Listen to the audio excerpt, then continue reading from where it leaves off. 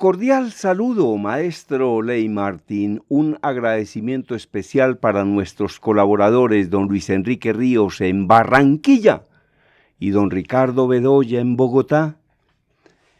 Hice la primera parte de un informe de Sofía Beuchat sobre el método Stanford para el cambio de hábitos.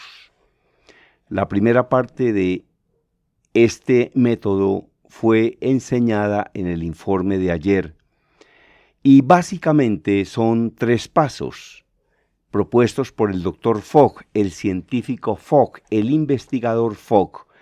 En su libro, Fogg propone una simple fórmula de 3 pasos que él ha aplicado en su propia vida para lograr cambios de hábitos duraderos y satisfactorios. El primero de ellos, como lo sugiere el título de su libro, Achicarse, es el que vamos a mencionar a continuación. ¿Cuál es? Ese justamente, achicarse.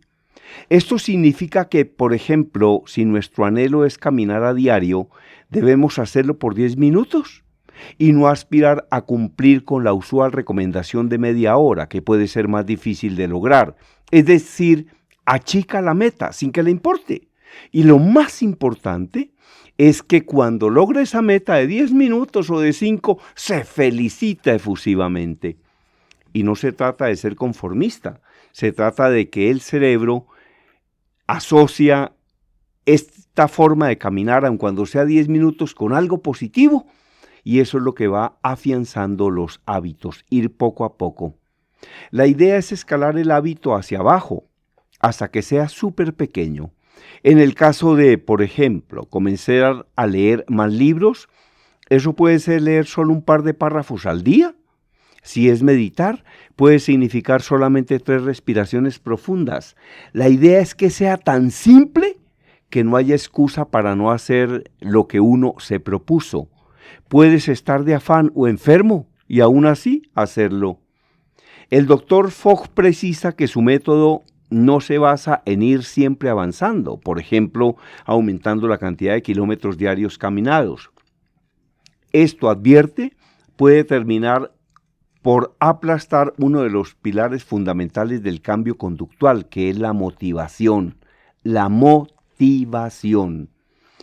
Entonces le preguntan al doctor Fogg, ¿esto último explicaría por qué algunos hábitos son más difíciles de instalar que otros? En parte, porque también hay otras razones que pueden hacer que los hábitos sean difíciles de asentar. Por ejemplo, si lo que quieres es mejorar tu alimentación, puedes tener que tratar de convencer a toda tu familia. No vas a lograr comer bien si todos en tu casa aman la comida chatarra. También es difícil instalar hábitos que requieren de mucho gasto de dinero, mucho tiempo o mucho esfuerzo físico. Hay que hackear el cerebro, convenciéndolo de que esa cosa pequeña que hicimos fue un gran logro. Hay que celebrarse, premiarse mentalmente, porque el cerebro comienza a asociar esos hábitos con una emoción positiva. El truco clave, el paso final, dice Fogg, es hackear el cerebro, convenciéndolo de que esa cosa pequeña que hicimos fue un gran logro. Repetimos, hay que celebrarse, hay que hacerse autobombo, premiarse mentalmente, imaginar que alguien nos felicita y hasta cantar o realizar un pequeño baile a solas en señal de entusiasmo. Todo esto, dice el científico, ayuda a anclar los nuevos hábitos porque el cerebro comienza a asociarlos con una emoción positiva.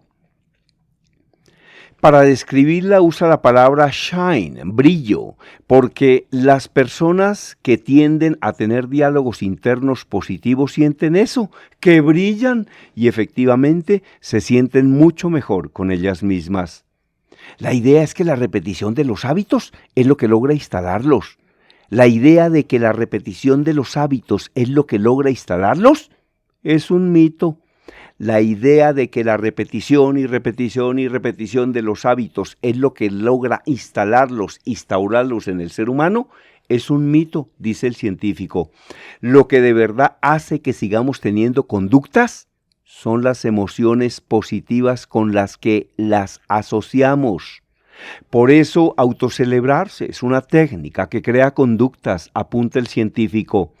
Toda la evidencia científica disponible muestra que la información no cambia conductas. Es por eso que, según usted, contar con información, por ejemplo, sobre las ventajas de adoptar una alimentación saludable, ¿no es suficiente para instalar buenos hábitos? Respuesta: toda la evidencia científica disponible muestra que la información no cambia conductas. La información no cambia conductas, dice este científico. ¿Puede saber que no es bueno comer comida chatarra? Pero eso no quita que miles de personas la consuman cada día. El único tipo de información que sí puede ayudar a instalar hábitos es la que te explica cómo hacerlo, no la que te dice por qué. El único tipo de información que sí puede ayudar a instalar hábitos es la que te explica cómo hacerlo, no la que te dice por qué. Pregunta: desde su óptica, ¿cómo se explica el hecho de que tanta gente tome decisiones importantes para su vida, pero finalmente postergue y postergue su ejecución? Cuando la procrastinas, puede estar pasando una de dos cosas, o tal vez las dos juntas. O no querías realmente adquirir ese hábito, o es demasiado difícil de incorporar en tu rutina diaria. Muchas veces, cuando no quieres incorporar un hábito a tu vida, en el fondo es porque le temes a algo. Esto sucede cuando, por ejemplo, te resistes a pagar tus deudas, solo porque no quieres verte obligado a ver cuál es el monto real de tu deuda. Es algo muy cerebral.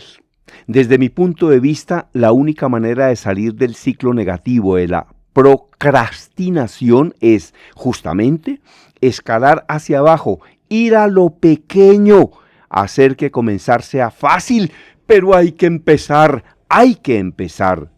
Pregunta: ¿es útil comprometerse frente a otros o incluso públicamente, como lo hacen algunas personas a través de las redes sociales? Hacerlo puede animarte a seguir, pero también puede tener un efecto contrario. El compromiso público no se aplica a todas las personas ni a todos los hábitos, pero la gracia de achicar los hábitos a su escala más pequeña es que justamente no se trata de nada tan importante como para que los demás lo sepan. Hábitos negativos.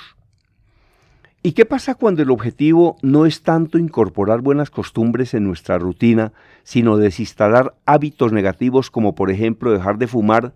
Para esos casos, el Dr. Fogg utiliza el concepto desenredar. Si tienes el pelo muy enredado, lo primero que haces es desenredar los nudos más fáciles, para continuar luego con los más difíciles. Este proceso, explica, permite mantener la motivación viva y a la vez aumenta la sensación de que, terminado el proceso, el pelo quedará perfectamente peinado. Desmadejar un hábito de a poco y no intentar romperlo es lo que mejor funciona cuando lo que se busca es deshacerse de conductas no deseadas. No puedes hacer eso de manera instantánea. Para lograr esto, tienes que comprender el origen de ese hábito, porque distintas raíces pueden llevar a distintas estrategias. Pero es importante aclarar que, cuando se trata de hábitos que ponen en riesgo tu vida, como ciertas adicciones, lo que tienes que hacer es ir a ver a un especialista. En esos casos, mi método no es la mejor opción. Óigame, ¿qué tal las declaraciones y las enseñanzas de este científico que recoge Sofía Beuchat del diario El Mercurio de Chile? Este tema sobre los hábitos, y cuando se trata de hábitos de adicciones, por ejemplo, lo que dice el Dr. Fogg es que hay que buscar ayuda profesional. Mire, hay hábitos, o mejor, adicciones, que una persona no puede superar por sí sola. tiene que recurrir a especialistas. A quien desee este artículo se lo voy a obsequiar. Me escribe conferencistagermandiaz@hotmail.com. Por ejemplo, una adicción que es una tremenda, una terrible adicción como es la adicción al juego. Pues hombre, es posible que un jugador no pueda salir solo de esa adicción y es mejor que busque a un especialista. La adicción a las drogas, por ejemplo, son difíciles de superar. Las adicciones son difíciles de superar y para muchas se requiere la ayuda de profesionales, de científicos que saben de esto. Incluso muchas veces se requiere en principio la utilización de drogas, de terapias, de diálogos con la familia, para que la persona pueda superar, por ejemplo, una adicción, una terrible adicción, como por ejemplo la adicción a la cocaína, la adicción al trago, la adicción al juego que se llama ludopatía. El adicto realmente no es un vicioso, el adicto es un enfermo y es un enfermo que necesita ayuda. Y detrás de todo adicto hay una persona, hay un ser humano y muchas veces son seres humanos muy inteligentes y son buenos seres humanos que desgraciadamente probaron las drogas y se quedaron enganchados. A mí me decía un gran científico en el tema de las adicciones, que es el doctor Miguel Betín. También hay otro muy importante que se llama Otto Hell, a ambos les envío un cordial saludo, que probar una droga para ver qué pasa es como botarse del piso 30 para ver qué pasa. Es posible que no pase nada, pero lo más seguro es que va a pasar algo y va a pasar algo grave. Las drogas tienen el poder de volverlo adicto. El que decide que se vuelve adicto o no, no es usted, es la droga. Mire la inmensa cantidad de las personas que están en la calle del Cartucho, en el Bronx o en lo que era el Bronx, o por la calle Sexta en Bogotá o en los sitios más deprimidos de Cali o de Medellín o de Cúcuta, donde se juntan los drogadictos para consumir. En esas calles usted puede encontrar ingenieros, arquitectos, abogados, locutores. Puede encontrar científicos, personas que hablan japonés, francés, ruso, chino, lo que usted quiera, que un día probaron la droga por divertirse y el problema es que la droga los enganchó. Y hay gente que dice, pero yo probé marihuana 5 veces y no volví a fumar. Lo que pasa es que esa no era la droga de predilección de su cuerpo. El cuerpo tiene unas drogas de predilección. Pero yo probé cocaína 10 veces y no pasó nada. Bueno, esa tampoco era la droga de su predilección. No siga buscando porque de pronto encuentra la suya. ¿Cuál será? ¿Las pepas? ¿O será el bazuco? Entonces deje de estar probando drogas porque en cualquier momento quede enganchado por una. Y el único destino que tiene un adicto que no detiene su consumo, a la heroína, por ejemplo, a la cocaína, incluso al trago, el adicto tiene 3 destinos: la cárcel, el hospital o el cementerio. La cárcel, el hospital o el cementerio. Así es de que busque ayuda si tiene problemas. Bueno, eso era todo por el día de hoy. A quien desee escribir un libro y no sepa cómo hacerlo, nosotros le ayudamos a escribir o se lo escribimos todo.